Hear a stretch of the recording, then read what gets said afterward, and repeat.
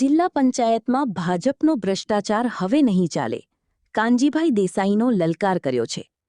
એક ઉગ્ર જાહેર સભાને સંબોધતા નેતા કાનજીભાઈ દેસાઈએ શાસક પક્ષ પર આકરા પ્રહારો કર્યા છે. તેમણે જિલ્લા પંચાયતના વહીવટમાં ચાલતી મનમાની અને ભ્રષ્ટાચાર સામે કડક શબ્દોમાં ચેતવણી આપી છે. સમાચારના મુખ્ય મુદ્દાઓ. એક હથ્થુ શાસનનો અંત.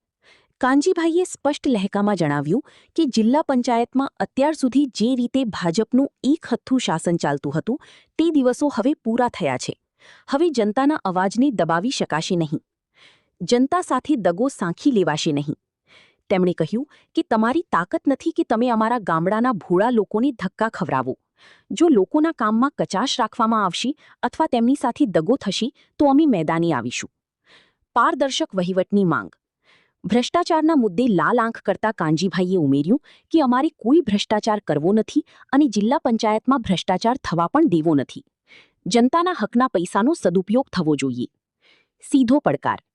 તેમણે ભાજપને પડકાર ફેંકતા કહ્યું કે જનતાની સેવા એ અમારી પ્રાથમિકતા છે અને કોઈપણ પ્રકારની ઉણપ ચલાવી લેવામાં આવશે નહીં.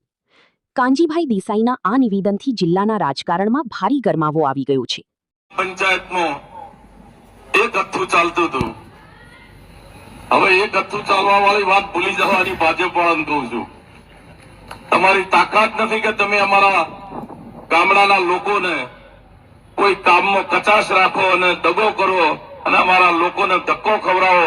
એ ધક્કો ન ખવડાવવાની અમારી જવાબદારી છે. તમે અમને મળજો. કોઈ દિવસ તમને કોઈ ઉણપ નહીં આવવા દઈએ. ભાજપનો ભ્રષ્ટાચાર જિલ્લા પંચાયતમાં ભ્રષ્ટાચાર પણ નહીં થવા દઈએ. અમારે કોઈ ભ્રષ્ટાચાર કરવો નથી અને ભ્રષ્ટાચાર થવા દેવો નથી.